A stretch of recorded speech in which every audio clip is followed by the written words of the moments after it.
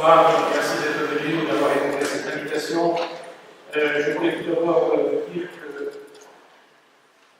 le jour de Kippour, j'ai demandé à un animateur s'il voulait sponsoriser cette soirée, puisqu'il y a un coût, pas de tous les bénévoles, parce qu'il y a une vingtaine de personnes qui travaillent pour préparer cette soirée, mais il y a les buffets, la communication, etc. Et donc, M. Abraham Zedou, ici présent dans cette synagogue, qui ne peut pas se montrer spécialement, ne peut pas faire un geste ostentatoire, a sponsorisé cette soirée. Nous ferons donc les Nishmat, Shlomo Zedou, Esther Zedou, Fortuné Chicha, Yon Koster, Yon Robert, Abraham Dana, Yitzhak Rami, Ben Abraham et Esther Rami, Bat Rami.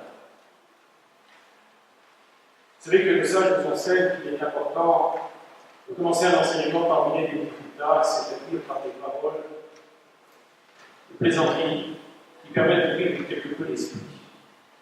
Alors, pour commencer, l'histoire qui parle de métempsycose, il y avait un jour un patron qui convoque son employé et lui dit: croyez-vous à la métempsycose? Et l'employé demandait: mais qu'est-ce que c'est que la métempsycose? Il dit: ben, c'est la réincarnation. Ah oui, oui, je sais ce que c'est. Il dit: mais dites-moi, hier vous aviez une absence pour cause de votre grand-mère, vous deviez aller à son enterrement. Mais je dois vous dire que pendant votre absence, elle s'est présentée et elle nous a cherché, elle est venue à l'improviste. Alors effectivement, la vie et la réclamation sont des sujets qui touchent tout un chacun, qui nous interpellent parce que ce sont des questions de la vie, qui sont à la fois de vie et métaphysique. What's the life, that's the question. Comment répondre à cette question aussi difficile? Il faut savoir d'abord que nous sommes dans une société qui a perdu ses valeurs, les douceurs ont été changées, à telle enseigne que l'on peut voir qu'il y a un mort et 40 secondes dans le monde à la suite de suicide. En France, il y a 1000 suicides par an. Pourquoi je parle de cela? 1000 suicides de jeunes, c'est-à-dire d'adultes, on ne parle pas de tout le reste.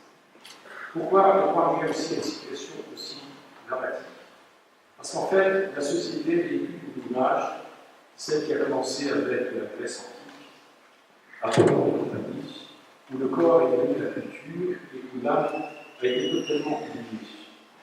Voilà que le judaïsme, lui, a toujours montré et soutenu l'importance que revêt à la fois ce corps, mais aussi cette âme que Dieu nous a donnée et insufflée en nous. Nous allons essayer de voir comment le judaïsme nous présente tout cela à travers un certain nombre de textes, à la fois de la Torah, mais également du Talmud. Alors voilà une première réincarnation au XVIIe siècle, au XVIIIe. Une autre réincarnation,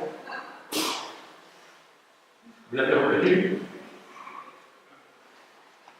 Et puis voilà qu'effectivement, Dieu nous appelle à venir dans ce monde et il nous interpelle dans les termes suivants. La Torah dit, dans les premières lignes de Bereshit, qu'on vient de lire il n'y a pas si longtemps, Vaïtser, Hachem, Elohim et Adam, Afam, Nadama, Vaïpar, Verba, Nishmat, Dieu a créé l'homme à partir de la terre. Il a insufflé le souffle de vie dans ses mains et il est devenu une âme de vie. C'est-à-dire que Dieu a pris les 4 millions de la terre pour confectionner l'homme. Pourquoi les 4 millions?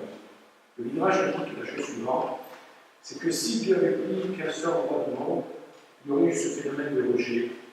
Et si un homme allait dans un endroit du monde, il n'aurait pas pu s'acclimater. Deuxièmement, s'il mourait dans un autre endroit, le corps ne pouvait pas être enterré. Il mourrait totalement, car il y aurait eu aussi ce phénomène de rejet.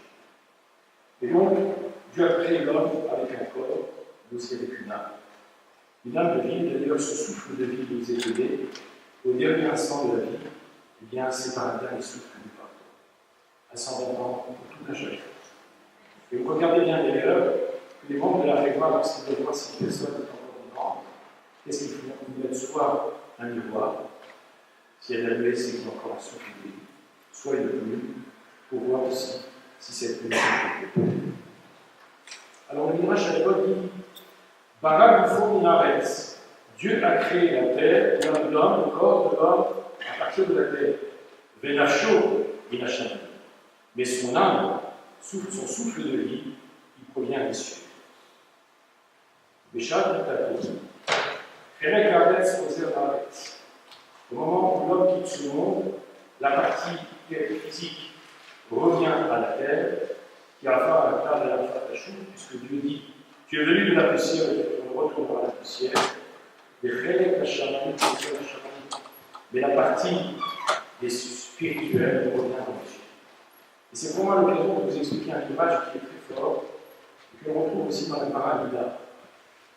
C'est la mise en scène que, effectivement, il y a il y a trois associés en l'homme le Père, la Mère et le Créateur. Qu'est-ce que donne le Père? Il donne l'état global. Il donne la partie, toutes les parties blanches du corps, les os, etc. La femme, qu'est-ce qu'elle donne? Tout ce qui est rouge, le odeur. Et Dieu, qu'est-ce qu'il donne? La vue, l'audition, l'intellect, la raison, la neshama, le souffle de vie. Lorsque l'homme a reçu, Dieu dit ce que j'ai pu donner, je le reprends, et ce que les parents ont donné, il reste sur. Et plus encore, regardez bien que tout ce que Dieu donne, c'est toutes les parties qui sont abstraites. La vue, quelque chose d'abstrait. L'audition, c'est abstrait. On peut le voir avec des appareils, quand on parle de mesurer, etc. L'intellect, la raison, la pensée, c'est aussi quelque chose d'abstrait. La parole, c'est aussi abstrait. La neshama, c'est aussi abstrait. Donc, ça se détache une fois qu'on a quitté le corps et l'âme repart d'où elle est venue. Vous verrez après ce qu'elle reviendra. Vous savez vous savez qu'il y a un livre qui s'appelle le Shara Rabbi, que Rabbi Chaim Vital a écrit, qui était le disciple éminent, qui a écrit l'ensemble des enseignements du Harizal. Le Harizal était le plus grand des Rabbi, le plus grand kabbaliste de tous les temps, et il a écrit aussi ce qu'on appelle le Shara Rabbi. C'est-à-dire que c'est un livre dans lequel il y a 40 introductions. Et dans chacune de ces introductions, il nous explique comment se déroule la vie sur terre, la vie céleste, et entre autres, il dit qu'il y a 5 parties de l'âme. Il y a Nefesh, Ruach, Neshama, Ruach et Yechidah. Donc il y a d'abord la partie du Nefesh. Bon, vous savez, y a-t-il un médecin ici? Il y en a, oui, bien sûr, je vois le docteur. Alors, monsieur le docteur, quand vous prescrivez une analyse de sang, qu'est-ce que vous marquez en filigrane? NFS, très bien. Eh bien, regardez bien, NFS, ça fait des flèches. Comme par hasard, mais ce n'est pas de hasard. Parce que Dieu donne justement aux hommes la possibilité de donner des messages qui sont ceux qui sont marqués dans la langue, qui était la première langue de tout le monde. Regardez d'ailleurs, Dieu, on l'appelle Adon là, il est le maître du monde, Adon, c'est ADN. C'est lui qui nous a donné la vie. C'est un hasard encore. Bon, ce sont les hasards plus tard. Alors la partie spirituelle que Dieu insuffle en nous, c'est le Nefesh. Responsable peut-être des désirs, des appétits, des sentiments, l'odeur, l'éducation, l'amour. Tout ça, ça circule dans notre sang, il est fabriqué par nous autres, et puis il fait partie intégrante de notre tête. Ça, c'est la partie du Nefesh. Et bien sûr, il y a aussi la construction physique et matérielle, ce qui donne la structure d'un homme, et aussi ses capacités à faire un certain nombre de choses. Quelqu'un qui ne se nourrit pas, à la fin, même son cerveau n'est plus équilibré, il n'a plus la possibilité d'exprimer son Nefesh. Il maintient l'équilibre du corps et l'ensemble du corps. Et nous arrivons à la deuxième partie, qui est ce qu'on appelle le Ruach. Ruach, c'est celui qui est responsable du parler, de la créativité, de l'amour, etc. Parce que vous savez que le souffle, il y a 3 choses qui interviennent dans la parole. C'est effectivement, j'explique avec mon diaphragme, il passe par les cordes vocales qui font vibrer, c'est par cet air que j'expulse qui va faire vibrer les cordes vocales, et c'est ce souffle qui va donner un son de audition aussi. Donc, le roi, c'est ce qui est le responsable du parler. D'ailleurs, le parler, c'est la jonction entre le corps et l'âme. N'oubliez pas d'allumer le portable à la sortie. Et puis, nous avons la troisième partie, c'est la neshama. Neshama, c'est l'âme, c'est la pensée, c'est ce qui nous permet la compréhension des choses, le savoir, l'analyse, la raison. Cette valeur de la neshama est inaltérable.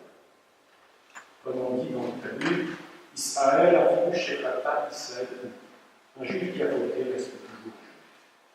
Cette identité est inaltérable parce que c'est le Shabbat qui est en nous et c'est cette partie spirituelle que Dieu a sur. Il y a ensuite la quatrième, c'est quoi?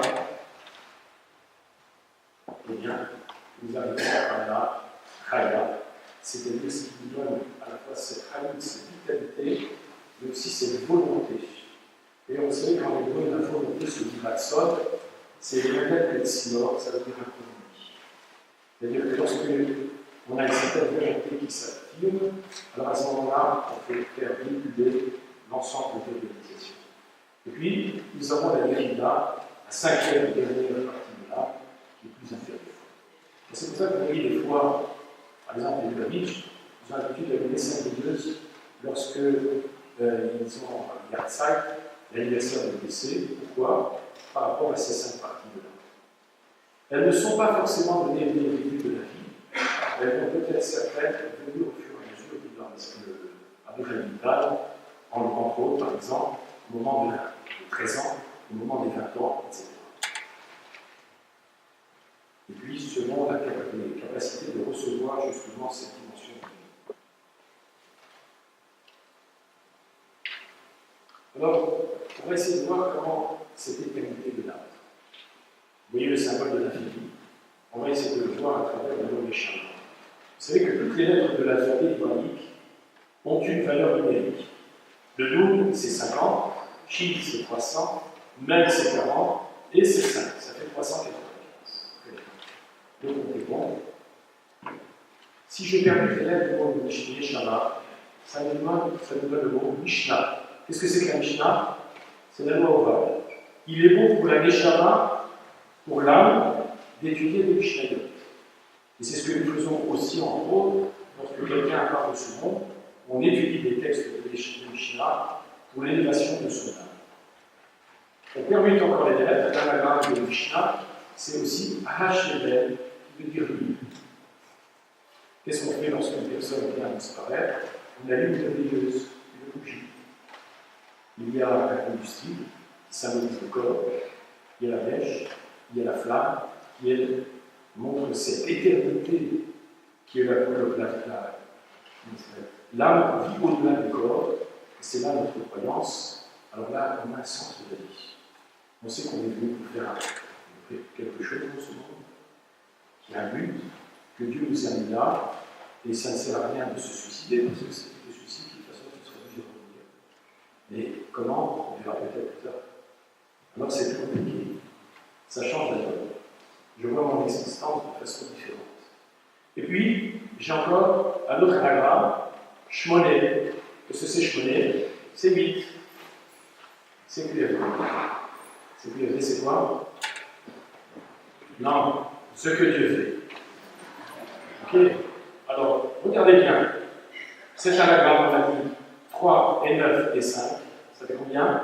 17. 17, c'est top. Il est bon pour la Neshama de lire les Mishnayot, il est bon pour la Neshama de 8, il est bon pour la Neshama de chiffre 8. Et d'ailleurs, la valeur numérique contractée, c'est 8. Parce que justement, le 8, c'est ce qui dépasse les limites de la nature. Tout ce qui est dans cet univers, c'est le chiffre 7. Le chiffre 8, c'est ce symbole de l'éternité. Et la plus grande souffrance du Neshama, c'est de rester statique et de ne pas progresser. Et donc, lorsque quelqu'un fait pour l'élévation de l'âme un acte, et bien, il devient instinctif, et lui apporte un capital nouveau. Et voilà que le Shabbat est arrivé. Shabbat Shalom. Et oui, c'est bientôt. Je vous rappelle, les femmes commencent à baptiser pour la préparation de la Shabbat. Mais vous savez que le Shabbat, on est auprès d'une Neshama d'une âme supplémentaire. Shabbat, Vayim Nafash. Vayim Nafash. Donc qu'est-ce que c'est? Le Shabbat, vous allez vraiment constater, c'est quelque chose qui se passe. En tout cas, ceux qui préparent Shabbat, ils peuvent vivre cet instant avec une dimension de notre regard. C'est une journée différente des autres. Et bien, qu'est-ce que c'est que le Shabbat? C'est ce qui est différent des autres. Et puis, le langage que l'on a le Shabbat n'est pas le même que celui qu'on a dans la semaine. Zokré des rois Vietera. C'est aussi une partie de l'âme qui est affectée d'un capital supplémentaire. Et puis, Zokré des Vietera, des pensées différentes. Et bien, le boulot c'est fini, la carte en bleu, les écrans, petit écran, grand écran, gros écran, société écran, tout ça est parti. Et puis voilà ce petit bébé. Dans quelques mois, Mazal Tov,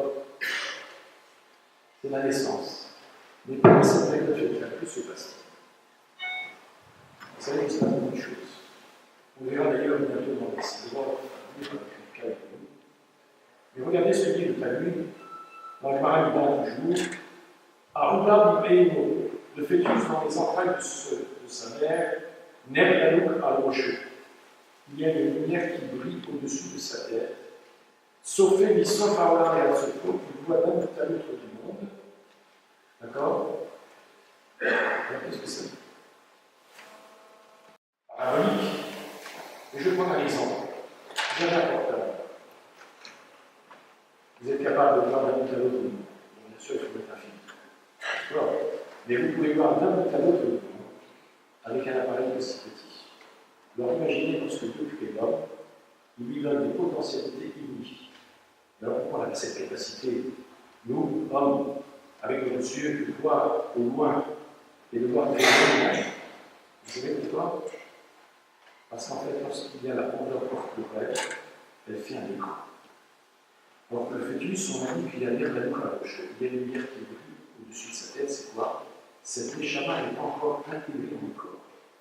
Donc, étant donné qu'elle n'a pas une corporalité qui l'enveloppe, elle n'est pas limitée, elle va être capable de voir au-delà de la fréquence immédiate. De plus, ce dialogue, c'est la Neshama qui va la vert, et donc elle peut sortir et voir d'un bout à l'autre. C'est une période unique.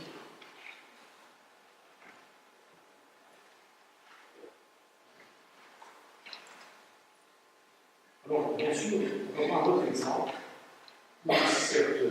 Lorsqu'on est dégagé de cette corporalité, qu'on est capable de voir des choses grandioses et d'avoir une vitesse vertigineuse.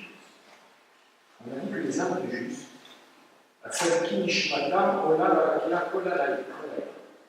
les justes, leur Neshama monte dans les cieux toutes les nuits.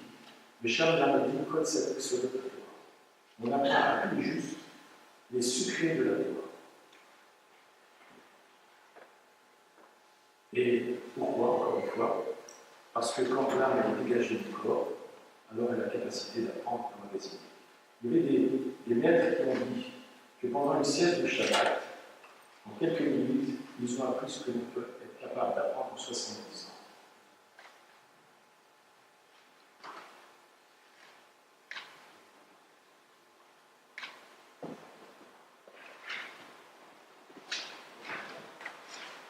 Alors, et nous arrivons maintenant à la descente de l'âme.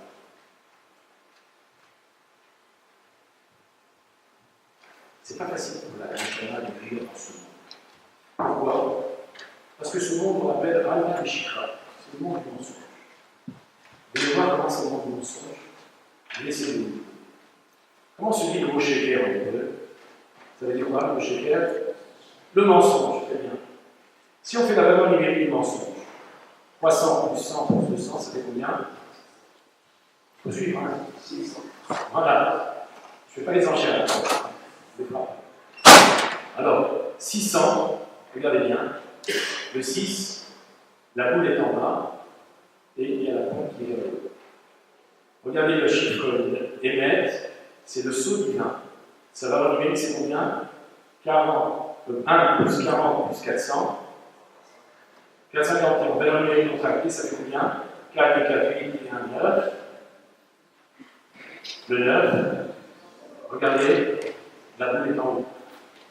C'est le monde là-bas. C'est le monde de Dieu. C'est le monde de vérité. D'ailleurs, dès l'instant où l'homme quitte ce monde, ferme les yeux, il reste la bouche pleine. Pourquoi? Parce qu'il voit tout de suite la Shekhinah. Et toutes les questions, toutes les interrogations qu'il pouvait avoir ont disparu. Parce que la vérité s'impose et ne souffre plus de contradiction. Mais vous savez que le chiffre 9, c'est le seul produit qui est toujours de la 9. Vous savez ça ou pas? 2 fois 9, ça fait 18. 8 et 1, ça fait 9. 3 fois 9, 27. 7 et 2, ça fait 9. Donc vous avez beau multiplier donc les 1, et même 72, 27, 81, 18. Toujours égal. Alors on a les chamans, mais là, ça va avec la haine. Alors pourquoi on a dit Alma les Shikha? Parce que ce monde, c'est le monde du mensonge. La Khayamu Khazal, Al-Tokhakha, Al-Tzakha. C'est malgré toi que tu es né. C'est bien ça ce que nous disons d'ailleurs dans les Kirkar. Imaginez notre âme. On fait jurer à cette âme qui est sadique, on lui dit, on lui fait jurer d'être injuste et de ne pas être impie. Alors, lorsque l'enfant vient, qu'est-ce qu'il fait? La première chose qu'il fait, il pousse un cri, il pleure. En fait, c'est sa Neshama qui pleure, qu'elle est descendue dans ce monde, et qu'elle est obligée d'être dans un enveloppe corporelle, avec ses délimitations, avec ses tentations, avec toutes les difficultés du monde du monde. Alors voilà que la parole, elle est Khayalin Shadam Sharou Yetoba de Gagota. C'est une période effectivement tout à fait idyllique que la période fœtale, où l'enfant a une lumière au-dessus de sa tête, il voit d'un bout à l'autre du monde, il n'a pas le corps corporel qui le délimite, mais voilà qu'on lui apprend tout très tôt. Mais la médine quand la droite, donc si on lui apprend, on lui fait oublier. Et lorsqu'il sort de ce monde, vient un ange et le frappe à la lèvre supérieure, c'est pour ça qu'on a la divinité ici. Alors pourquoi il lui fait apprendre et lui faire oublier au moment où il sort? Vous savez pourquoi? Je vais prendre un exemple, la vie moderne. Vous avez un ordinateur, si vous mettez, vous voulez mettre un programme, il faut qu'il s'enregistre. Il prend du temps, et ensuite, il suffit de faire une lecture avec une essence très précise. La même chose. La Torah est dans notre mémoire dure, et il suffit par nos efforts de la retrouver. Parce qu'on est venu dans ce monde non pas pour manger le pain de la oisiveté. C'est pour prendre l'exemple de l'image du Zohar, qui dit que l'homme est dans ce monde, il ne faut pas qu'il mange des amas des Christopha, le pain de l'homme. Il doit mériter son monde, il doit mériter son monde. C'est pour ça que les sages ont exprimé le suivant. Qu'est-ce qu'ils ont dit? Celui qui a œuvré pour manger Shabbat, il mange le Shabbat. C'est-à-dire, c'est pas seulement d'avoir préparé la prière, le couscous ou le tunnel, mais c'est quoi? Tout ce que tu as fait dans ta vie, c'est un capital que tu utilises pour ce que tu fais. Regardez, le mot Eretz en hébreu, ça veut dire quoi? La terre. Ça vient de la chose rousse. Qu'est-ce que ça veut dire rousse? Ça veut dire courir. Parce que la terre, elle ne s'arrête pas de courir. Mais aussi l'homme ne s'arrête pas de courir pour son métier. Pourquoi pour-il? Ça, c'est le péché. Alors, il vient de dire tout sage pour chamailler tout là-bas.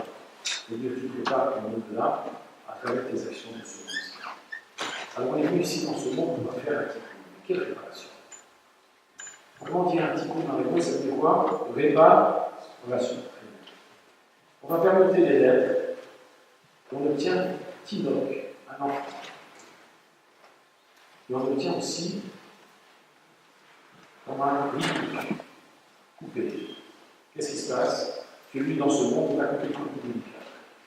Allez, vas-y, en avant. C'est parti pour 1220 ans, et la chaîne. Tu es venu pour réparer. Tu es venu pour faire un petit coup. Tu es d'abord un Tinoc, un petit enfant. Après, tu deviens quoi? Tu deviens un élève. Après, tu deviens un barou. Barou, c'est le temps du choix. Tu te cherches. Mais avant d'être un barou, il y a aussi un art. Il faut secouer, ou il se secoue dans tous les sens.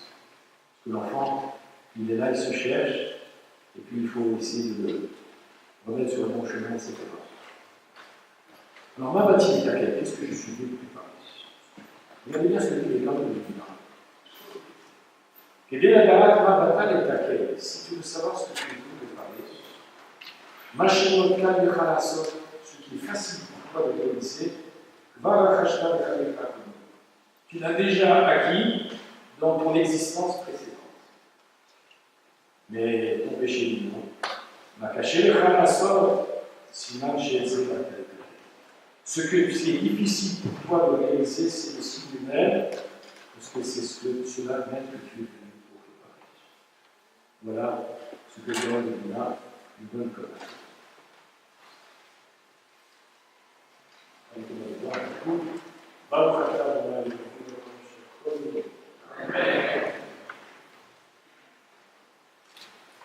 Alors, nous allons remonter un petit peu dans les cieux, et vous savez que le Cholayam Shana le Tset le Safé. Chaque nuit, la Shana de l'homme sort et raconte ce qu'elle a fait tout au long de la journée. Comme Macha Sadan de l'homme, tout ce qu'il a fait durant cette journée, on va aucun des Chosé, qui le matin il dit. C'est pour ça qu'on le dernier, les fins des crânes, je te suis reconnaissant à l'Éternel de m'avoir restitué le souffle de vie, de m'avoir intégré. J'ai fait Zarta Minishmati que tu m'avais restitué ma Nishama en moi, des Réma Rabba et ma grande, et ma foi et ma fidélité et ma reconnaissance pour ce que tu m'as fait. Veina Michachel Hachipade. Et là, on retrouve sa véritable dimension qu'à partir du moment où l'homme a prié. On est un être homme après le voilà, pour l'éternité, les fois chez les mains. Alors, effectivement, Bisman Chadam relais, et le relais. Vous savez qu'il est très important, et je fais ce Shabbat à 17h, je fais un chimou qui portera sur Ali. Ça, c'est pas mon téléphone, c'est sur ma femme. C'est sa faute.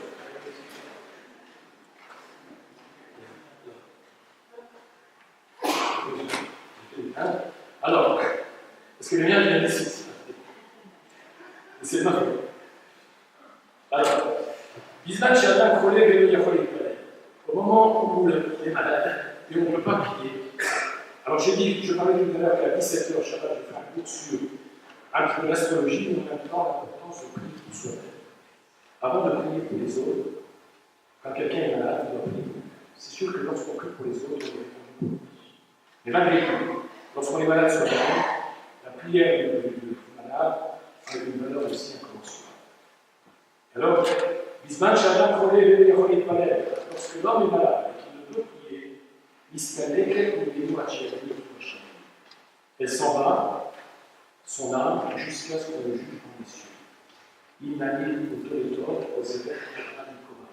S'il est jugé favorablement, alors la Neshama revient, et à lui d'être pour éclairer le corps. Ça, c'est un enseignement du Zohar. Je veux vous dire aussi que lorsque on est en état de sommeil, le Parami nous dit qu'on est à 1/60 de la mort.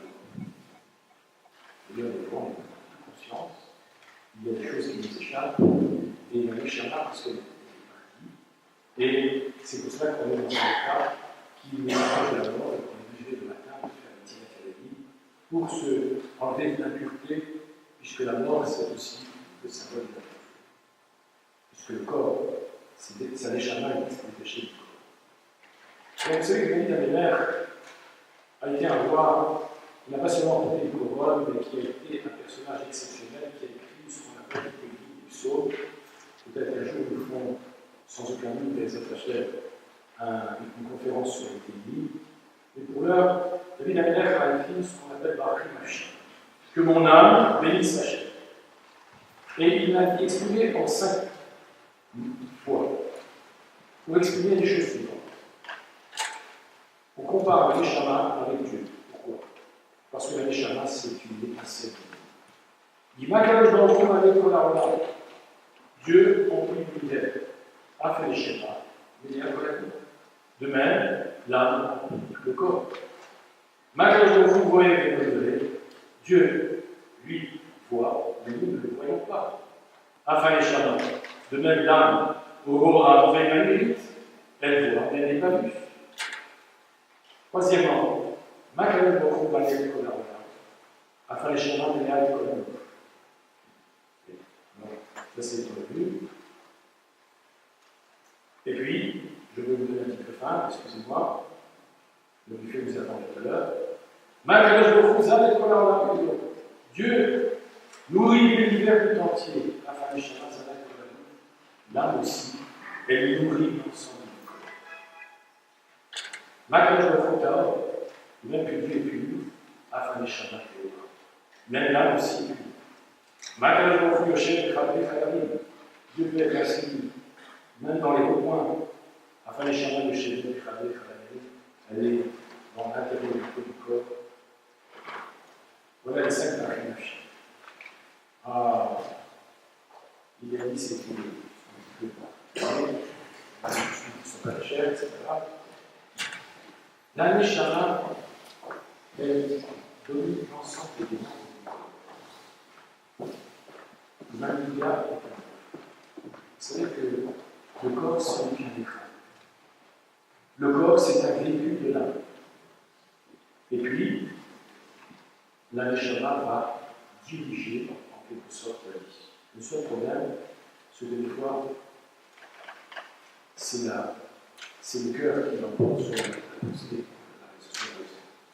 C'est pour ça que lorsque nous mettons les filles chaque matin, nous mettons les filles jusqu'au bras, nous les mettons à la tête, avant de parachever, on les met au niveau de la main. Pourquoi? Parce qu'en fait, on a 2 sièges extrêmement importants. Il y a le cœur, symbole des disciples, la pensée qui est celle de la raison, parce qu'on fait passer ces disciples pour les réalités, on va filtrer le niveau d'intelligence, et une fois qu'on l'a filtré, on peut passer à l'action. C'est pour ça qu'on va étudier comme ça, sans marquer de césure entre les deux. Alors, il devient être à l'âme qui est trop beau. Il a réussi à notre massif. C'est ce qui nous conduit à connaître notre Créateur et à entrer dans la Torah et massif de nos actions. Sans cette conscience, alors, sans conscience, il n'y a que le de l'âme.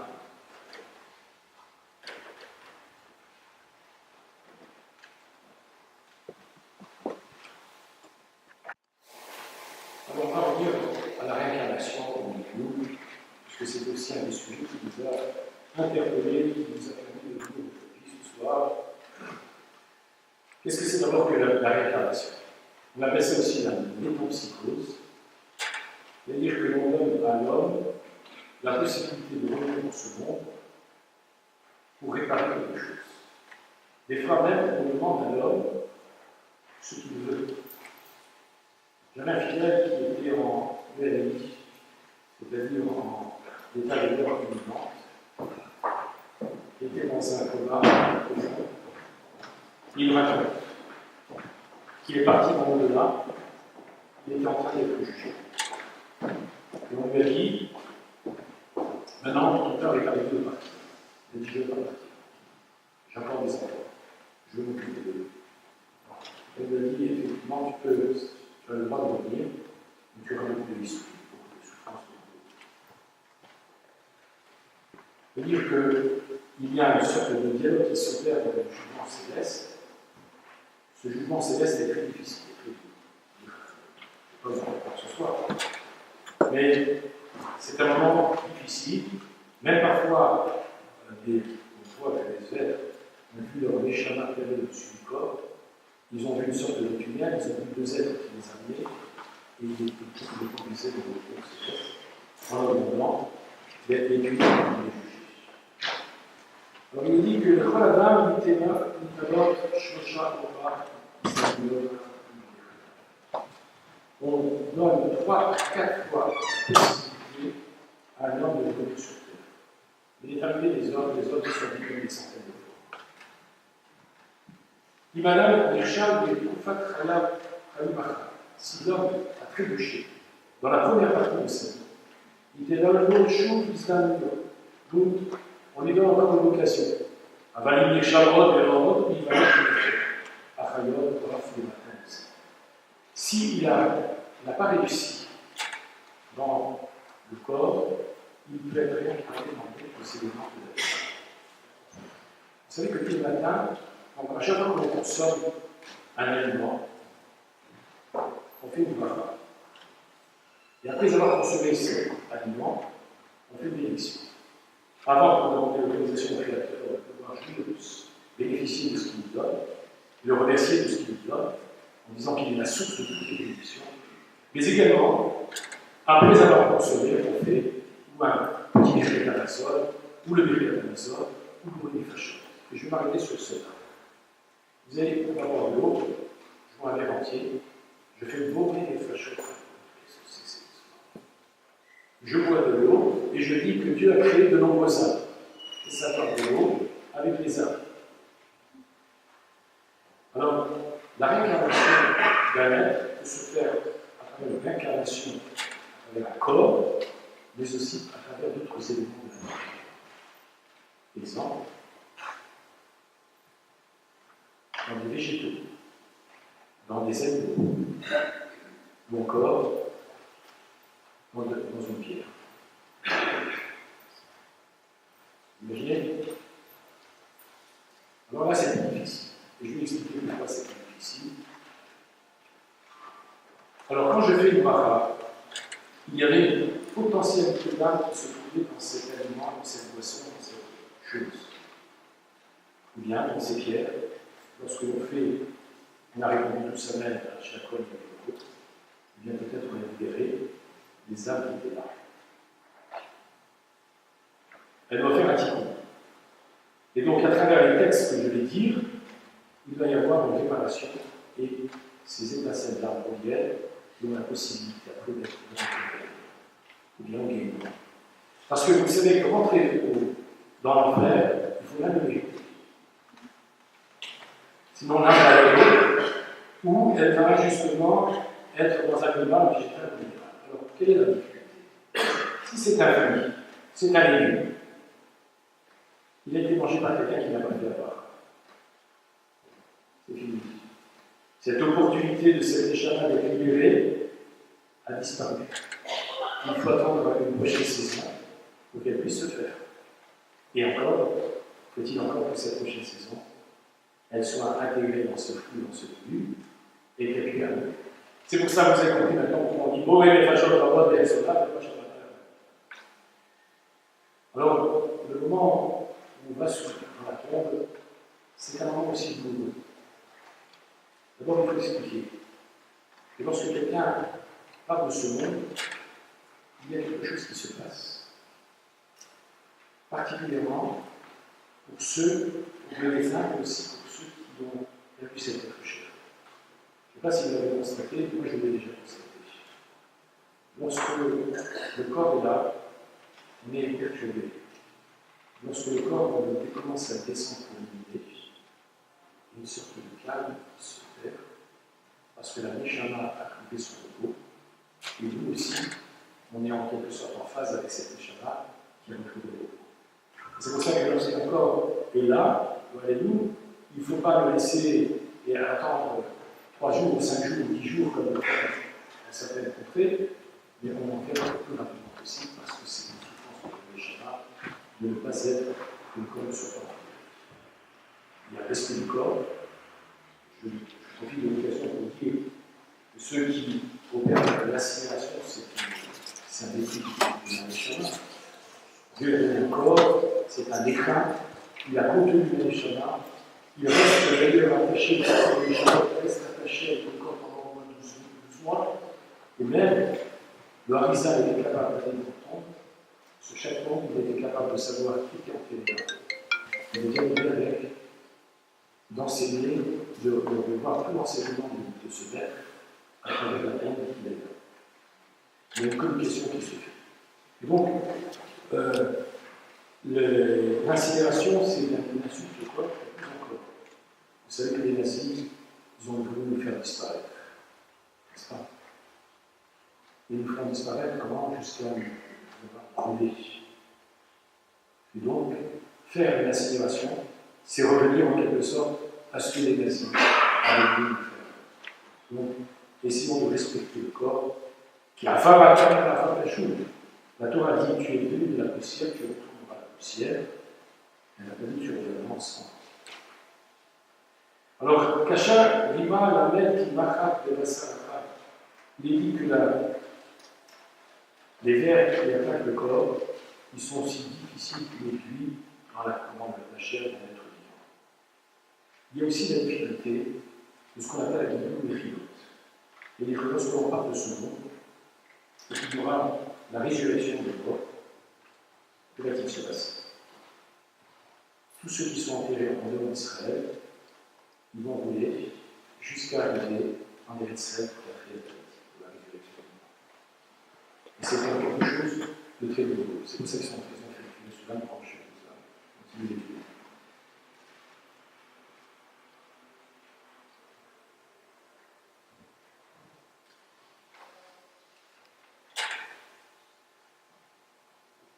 Alors vous savez que quand quelqu'un parle de ce monde, le jour même où il est enterré, c'est le jour même où il est jugé, et il est même réincarné parfois le jour même, si il est obligé d'avoir une réincarnation. Et donc, comme je vous ai dit tout à l'heure, il miracle pourra aussi on retarde son inhumation, il n'aura de repos, cet arbre de repos, qu'à partir du moment où le corps est revenu dans la terre dans laquelle il a été pris. Donc, vous savez que dans les cieux, on connaît tout. On sait également si un homme, qu'est-ce qu'il va faire dans sa vie. Vous savez qu'il y a une paracha dans la Torah qui contient 52 versets. Paracha très courte. Et nos sages nous disent que tous les hommes de toute l'histoire sont appelés dans cette paracha.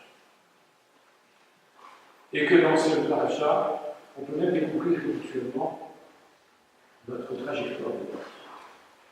Alors dans l'action, on sait exactement si un homme va être tzaddik, rachat, béni, etc. Un juste, un impie, un moyen, etc. Mais ça ne prive en rien l'homme dans son libre arbitre. Le libre arbitre, c'est quelque chose d'extraordinaire. Dieu a donné. Oui, n'est-ce pas? C'est la faculté de choisir entre le bien et le mal, mais de choisir de faire que le bien. Parce que sinon, on est comme un animal. Alors, prenons un exemple pour essayer d'illustrer justement ce que c'est que le libre arbitre, tout en sachant que Dieu sait exactement ce que nous avons fait. Imaginez, je suis responsable d'un phare.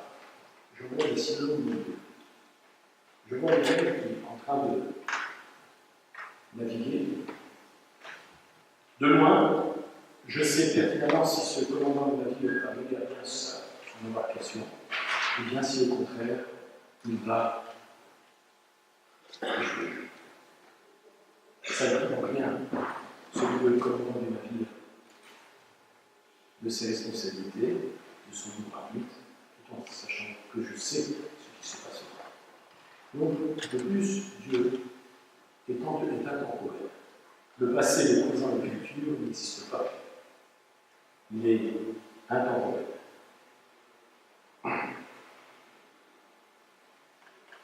La vie, vous savez, elle est comme un toboggan. Monter un toboggan, c'est difficile. Mais le descendre, c'est très difficile. La vie aussi.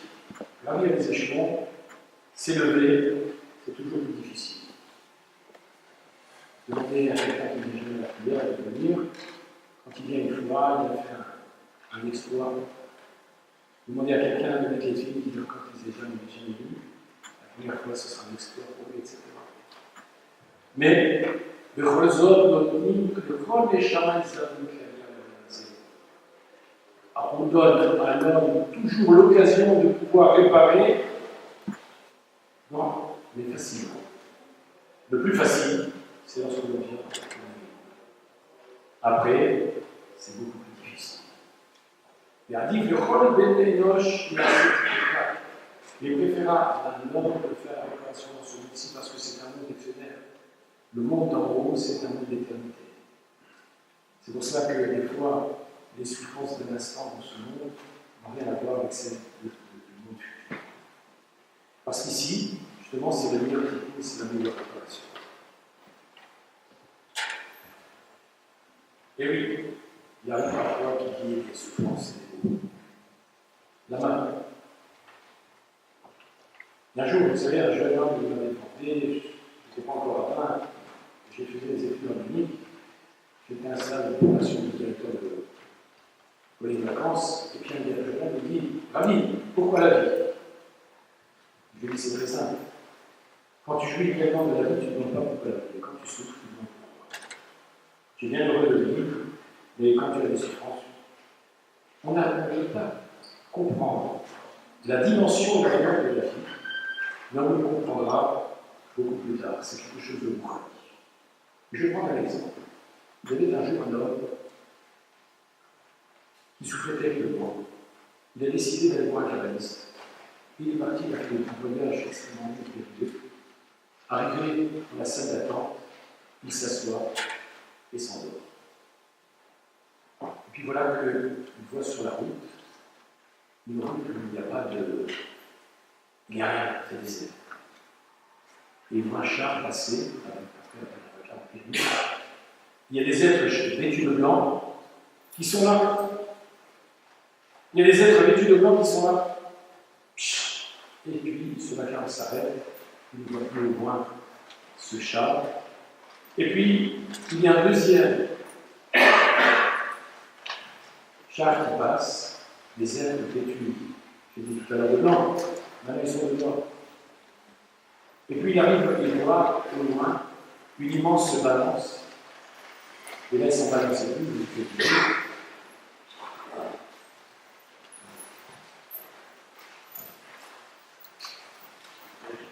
hein? Voilà. Alors, qu'est-ce qu'il voit? Une immense balance, et il voit les deux chars qui sont venus. Il voit sur un flot de la balance les êtres vêtus de blanc, les êtres vêtus de noir, et il dit, qu'est-ce que c'est ici? Il dit, c'est le jeu de jugement. Et qui est en train de juger? C'est toi. Alors il voit qu'il a autant de bonnes actions que de mauvaises actions. Et puis à un moment, il se réveille, on essaie de voir une nous attend. Il dit, j'ai eu ma réponse.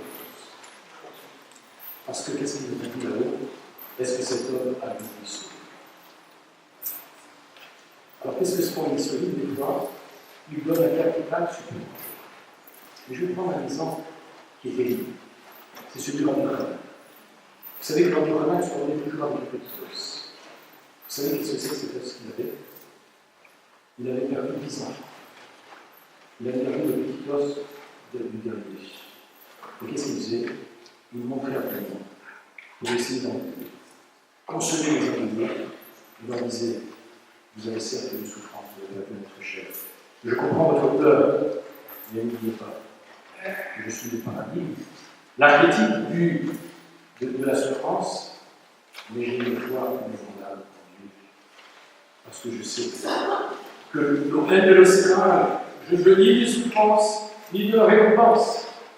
Mais malgré tout, il faut les accepter parce qu'on ne les comprend pas. Ils ont une valeur pour un vie incommensurable. Alors, il arrive parfois aussi que quelqu'un vient pour faire un petit coup pour une action. On va prendre un exemple. Je vais montrer le question. Il y avait un jour un homme qui était un rave. Il avait toujours un dévouement sans compter. Un jour, il était très occupé. Il y a une femme qui était pauvre. Il vient et lui dit: Rabbi, est-ce que ce poulet est caché? Alors, vous savez que quand une pâte est cassée, ou quelque chose comme ça, elle a pu se casser avant la shrita ou après la shrita. Si c'est avant la shrita, il n'est pas caché. Si c'est après la shrita, c'est pas grave, parce que c'était bien le poulet après. Et puis, ce rave était très occupé, il n'a pas regardé suffisamment, et il lui a dit: il n'est pas caché. Très bien, à ce moment-là, il arrive dans le là, on vient pour le juger, on dit parcours exceptionnel. Bon, Rachel, qui a bien fait mon sacerdoce, etc.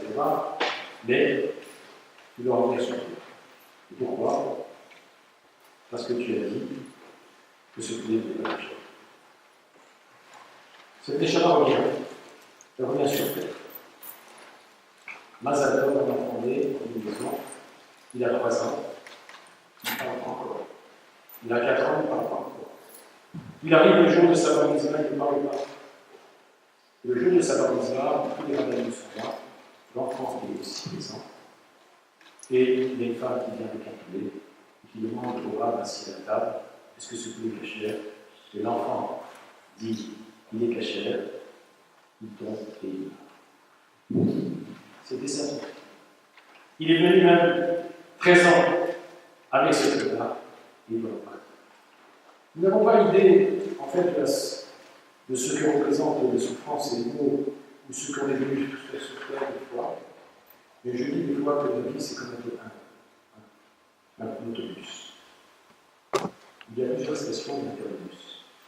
Il y a des gens qui montent, et d'autres qui descendent. On ne sait pas pourquoi. Il y en a qui font 2 stations, 3 stations, 10 stations, 20 stations. Mais chacun est monté ou descendu pour une raison ou pour d'autres. Ce que l'on sait, c'est que eux savent pourquoi, mais là, c'est Dieu qui sait pourquoi on est venu, en telle durée, en tel parcours, telle action, en telle vie, en telle vie professionnelle, familiale, etc., etc. Alors, quand d'abord, chez Yvonne et chez Chétiné de l'Égypte, tout ce qui a été créé dans les 6 jours de la création, ça veut que tout doit être réparé, faire un aménagement. Vous savez que le moment où l'homme a été créé, il est créé dans un jardin de Dieu. Il vit dans un monde spirituel total. Il n'a plus besoin de faire l'action. Il vit dans un monde spirituel total. À partir du moment où il a voté, le tov et le ra, le bien et le mal sont entremêlés. Je prends un grain de blé, il a son écorce, son son. Il a des mauvaises herbes, il fallait la brûler, il fallait semer, il fallait récolter, etc. Et donc, l'homme est venu sur cette terre pour être l'associé du Créateur, pour faire quelque chose, mais en même temps, il doit faire, par exemple, la guitare. Là, il est possible, il y a du pain, il a besoin d'accrochir, il a besoin de faire du blé, il faut le goût. Mais il a aussi l'homme, il a besoin d'un temps. Ce monde-ci, c'est bien la réponse. Donc, il arrive que quelqu'un revienne dans ce monde et doit faire un petit coup. Alors, pourquoi le juste souffre-t-il? Regardez bien ce que dit le verbe de l'humain. Michel Racha, le niveau Michel Mobilois, avec le Chrissaron de Canard, et le Chrissaron de Canard. Dit quiconque était à la vie dans le monde futur, le monde précédent, l'incarnation précédente, il reviendra sur terre dans la période où la lune est décroissante. Vous savez que même pour le mariage, les groupes se marient dans les 15 premiers jours de la lumière. Parce que la lune est croissante. Les 15 autres jours sont décroissants, le Mazal est moins au fixe. Alors vous savez qu'il y a 2 parties de haut du mois. Il y a les 14 premiers jours qui sont ascendants et les 14 autres jours qui sont décroissants. Alors lorsque l'homme revient sur cette terre avec le rachat, il revient dans cette période décroissante et il a plus de difficultés, comme on l'a vu tout à l'heure, à pouvoir maîtriser sa vie. On lui a mis des haies supplémentaires et qu'il doit surmonter, puisque c'est son temps, c'est sa valorisation. Alors il y a un problème théologique très grand. les époques, on s'est posé pourquoi le juste souffre-t-il? S'il est sadique, si c'est injuste, pourquoi Dieu lui envoie des épreuves? Il faut savoir d'abord que plus on est grand, et plus les serras vont y aller. Il y a notre dessus. Si tu fais 48, tu fais 48. Ok?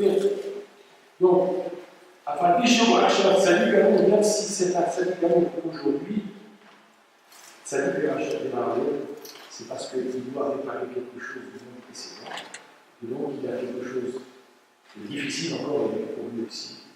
Il doit réparer.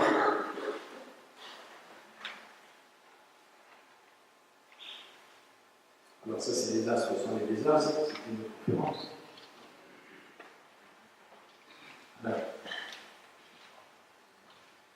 C'est pourquoi les Khayim nous disent Chaye, béni ou désolé, là qui se trouve la les enfants, la vie, les enfants et la parnassa, ça ne dépend pas du mérite d'une personne, c'est bon, mais ça dépend de son masse.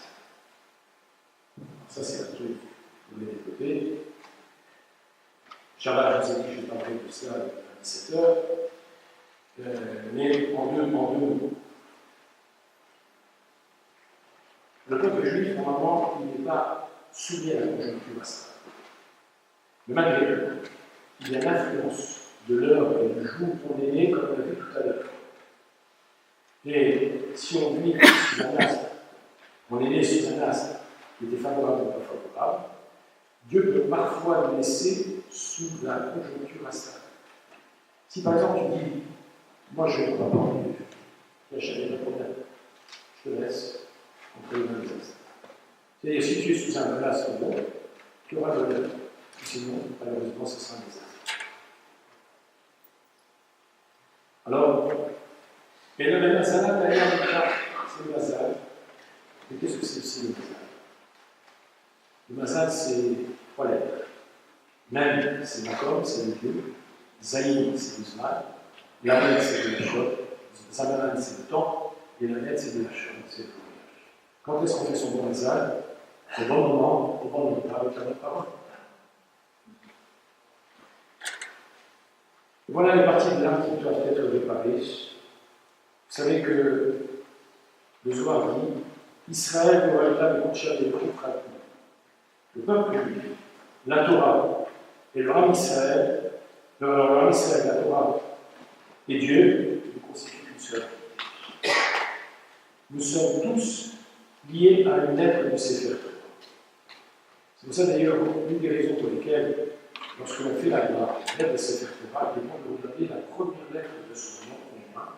On peut regarder aussi la première lettre de son nom de famille. C'est celui-là, pour plusieurs raisons. Parce que regarder d'abord les lettres de la Torah, ça donne la sagesse. Deuxièmement, dans la première lettre du nom, il y a, si vous voulez, le génome de l'entité, de l'identité d'un être. Et donc, nos Rachamim nous disent que Israël, ça veut dire quoi? Yesh, Shishi, Ribo, Otilot. Il y a 600 millénaires. En réalité, il n'y en a pas 600 000, il y en a 300, 2000, 400, etc. Donc ça veut dire quoi? En fait, nous ne savons plus calculer les lettres telles qu'elles sont. Parce qu'il y a des lettres qui font, par exemple, il y a 3 branches, il y a des lettres à 2 branches. Il y a ceux qui sont branchés, et il y en a ceux qui sont chez vous. Vrai. Et il y a ceux qui sont les blancs, et il y a ceux qui constituent les noirs. L'écriture est blanc. Alors, donc nous ne savons pas, en tout cas, chacun d'entre nous est lié à une lettre de la terre. D'ailleurs, maintenant, vous pouvez essayer de comprendre l'identité du peuple juif. On est tous des biens Israël ou des peuples Israël, n'est-ce pas? Vous avez bien Israël dans 5 lettres. Le Aleph d'Israël, c'est l'initiale de Abraham, le premier matriarche. Shi, c'est la première lettre de Sarah, la première matriarche. Yud, Yitzhak, deuxième. Resh, Rivka, Yud, Yaakov, Rachel et Léa. Ça veut dire que lorsque l'on porte le nom d'Israël, on porte l'identité, les vecteurs et porteurs de l'histoire, les continuateurs de leur histoire. Donc ça prend une dimension de s'appeler Israël.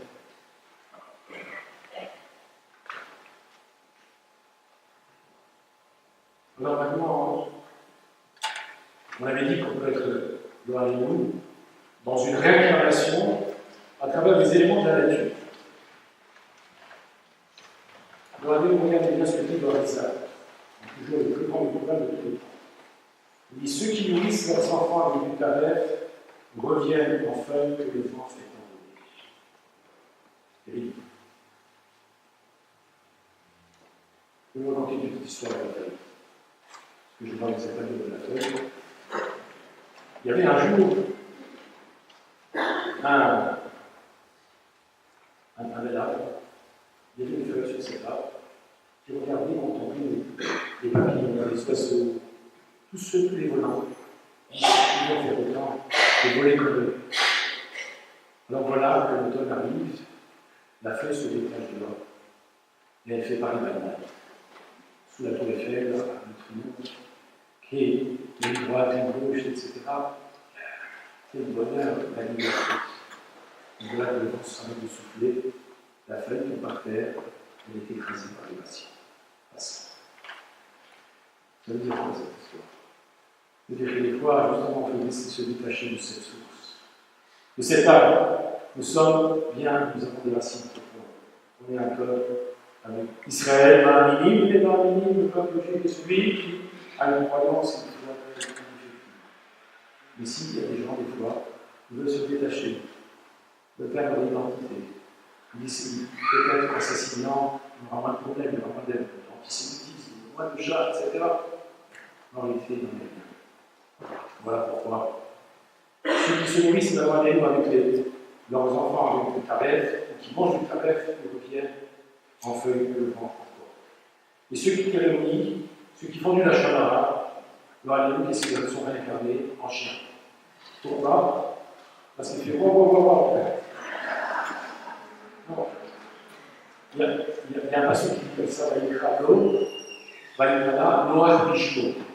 Là, rachetez votre la chaude à la mauvaise parole. Et les justes qui ont fauté, ils reviennent en poisson. Pourquoi? Comme ça, le vendredi soir, on mange le poisson, on fait les chants Shabbat, on met les théories de droite, on fait les Shabbat. C'était cette histoire qu'on voyait tous. Maintenant, nous arrivons à Rabbi Elazar. Est-ce que vous avez connu Rabbi Elazar Ben Azar? On l'a lu pendant la guerre de Massa. Il a dit une chose tout à fait stupéfiante. Ami, ami, Kevin, Shikim, Shana, voilà que je suis âgé comme un homme qui a 70 ans. Et le pauvre homme, on avait vu. Mais regardez, il y a eu un jour un différent entre deux lettres. Le Nassi a été destitué, c'est-à-dire le chef de la grande assemblée du tribunal rabbinique qui n'a plus aucun sens du peuple juif, à Jérusalem. Et qu'est-ce qui s'est passé à ce moment-là? C'est Rabbi Elazar Ben Azaria qui avait 18 ans, qui a été nommé à la place. Il s'agit d'une personne qui a une position exceptionnelle. En général, au nom de la grande assemblée, qui était minimum à 71, il n'y avait pas 4 parmi eux qui devaient connaître les 70 ans. Ils étaient capables de nous apporter 150 points que quelque chose est interdit, quelque chose est permis, etc. C'était des géants de la Torah. Donc il peut imaginer que Rabbi Elazar Ben Azaria est devenu le plus grand des maîtres du Sanhédrin à l'âge de 18 ans. Alors avant d'accepter le poste, il a dit que je ne suis pas femme. Vous savez que c'est les femmes qui demandent. Non? Vous avez ou pas? Je vais lancer le débat maintenant. Ah, mais c'était pas le sujet, excusez-moi. Vous savez qu'un jour, il y avait. On a détendre un peu l'atmosphère. Il y avait un jour un homme qui parlait avec son copain, il lui dit alors, qui c'est qui commande la maison? Il a dit c'est moi. Et puis à la fin, elle passe par là, elle dit comment? Quoi? Il dit oui, je commande des champignons, des pommes de terre, des persils, etc. Vous voulez que je vous raconte une deuxième? Voilà. Alors il y avait un jour un homme, il y a sa femme qui le poursuit avec une matinée, et il va se réfugier sous la table. Alors elle lui dit, tu vas sortir d'ici? Non. Tu vas sortir d'ici? Non. Il dit, pourquoi tu ne sors pas d'ici? Il dit, parce qu'ici, je suis chez moi. Bon, alors, non, Rabbi Elazar ben Azaria, c'est quand même un sujet très sérieux. Alors, Rabbi Elazar ben Azaria, il est âgé de 70 ans. Mais non, il a 18 ans. Il a consulté sa femme lui a dit bien sûr, non. Elle lui a dit, écoute, tu ne veux pas qu'il t'arrive quand même des choses qu'on lui a fait à l'autre. Alors, bien, ce géant de la Torah, on l'a destitué. Mais c'est pas grave. De boire dans sa verre en cristal blanc, une fois, on aura ce privilège. Finalement, sa femme accepte, il se présente, il est élu Rabbi Elazar ben Azaria. Mais en une nuit, 18 rangées, parce que lui dit aussi, tu vas dire, tu peux tout voir, et tous sont tous blancs. C'est pas grave. En une nuit, il y avait 18 rangées de poils blancs qui ont poussé, il a pris une stature plus. Alors pourquoi dit-il qu'il est âgé maintenant de 70 ans? C'est pas parce qu'il a eu les 18 poils, c'est quoi, les 18 rangées de poils. C'est parce que si, il était la réincarnation de qui? De Shmuel HaNavi, le prophète Samuel. Vous savez que le prophète Samuel, sa mère s'appelait Hannah. D'ailleurs, je vous conseille d'aller sur la tombe de Shmuel HaNavi, c'est quelque chose d'exceptionnel. Et il a vu donc, sa mère était stérile. Au bout de 19 ans, elle a eu 7 enfants. Mais elle a dit à Dieu, à partir du moment où il sera sauvé, je l'amènerai au temple et il sera au service de Dieu. C'était un édit. Et effectivement, elle a dit, il sera au service à Olam. Vous savez que pour Olam, ça veut dire que seulement à tout jamais, ça veut dire 50 ans. Alors, 2 ans plus 50 ans, à 52 ans, je mets la vie de 52 plus 18, de Rabbi Elazar ben Azaria, c'était 70. Comme il était la réincarnation de Shmuel HaNavi, le prophète Samuel, plus les 18 ans de Rabbi Elazar ben Azaria, c'est pour ça qu'il a dit je suis comme là, j'ai 70 ans. Et nous avons vraiment un thème que nous trouvons dans le Seta de la Bible, quelque chose de tout à fait surprenant. Vous savez que dans la Torah, il y a toujours l'interdit et le permis. Par exemple, voilà. La Torah dit, par exemple, qu'il ne mangera pas de terre. Mais il y a un poisson qui s'appelle Chekita, qui a le goût du blanc. Donc si tu veux avoir le goût, tu peux avoir. La Torah dit, un homme n'a pas le droit de se marier avec la sœur de son frère, même s'ils sont divorcés. Maintenant, si le frère est mort, on va dire oui, il mort dans un accident de voiture, il mort à la fœtus, etc. Eh bien, il a un total, ce frère a le devoir d'épouser cette femme. Ça va être ça. C'est le seul cas où on peut. Si, à la condition que quoi? Que cet enfant qui n'est pas d'enfant. Ça s'appelle le hibou. Et pourquoi la Torah dit les acquis, les acquis, chez. C'est pour établir le nom du Père. Et c'est là aussi qu'il y a des sources qui montrent que c'est la réincarnation. On vient, en quelque sorte, perpétuer le nom du frère, et qu'en fait, il donne une continuité de vie à ce frère, et que la Neshama de cet enfant, elle va être réincarnée. De ce frère, elle sera réincarnée. Nous arrivons maintenant à des choses assez troublantes. J'ai mis le drapeau de la France, mais vous pouvez m'excuser. Bon, ce matin, vous m'excusera. Mais parce que nous allons aller en Amérique. Vous êtes prêts? Passagers, au vol de New York, vol 555, l'intérêt passe. Alors, on va voir des témoignages de mise en péril. Quel exemple je vais vous prendre? Il y a eu en Inde un jeune enfant qui est né. Quelques années plus tard, il se rend à la police avec ses parents. Et il grandit aussi en mesure de communiquer. Il dénonce son agresseur de cette enfant. Et qu'est-ce qu'il fait? Il dit j'ai été abattu de 2 coups de pistolet. Et d'ailleurs, il m'a mis un au cœur et un à côté de la lumière. La police procède à l'exhumation du corps et elle découvre que la description de cet enfant, eh bien, est exactement selon les dires de cet enfant. Et ainsi, il a dénoncé, il a réussi à prouver que cet agresseur, c'était lui. Il y a un enfant, lors des tours jumelles, qui avait 3 ans. Quand 3 ans plus tard, il a grandi, il rapporte qu'il était pompier lorsqu'il y a eu des tours jumelles et qu'il rentre dans la vie. Et il décrit un certain nombre de détails qui montrent qu'il était présent au moment des tours jumelles. C'est assez drôle. On peut apporter beaucoup d'exemples comme ça. Le dernier en date qu'on m'avait raconté aussi, c'est ce fameux Russe israélien. Vous la connaissez? Il a 2 ans et demi, 3 ans. Il connaît l'anglais de façon parfaite. Plus encore, il est capable de décrire certains objets que l'on ne voit pas aujourd'hui. C'est-à-dire qu'il peut vous dire, vous montrer une pictographie, et il va vous dire des objets qu'on ne trouve plus aujourd'hui, il va vous en donner le nom en anglais, et c'est descriptif. Alors, d'après certains, il serait un Pakistanais qui aurait vécu en Angleterre à l'époque, et qui vient de mon précédent, mais encore les aspects, on voit que c'est tout à fait différent. Donc on voit, il parle avec un anglais exceptionnel, alors en arabe, il n'arrive pas à s'exprimer.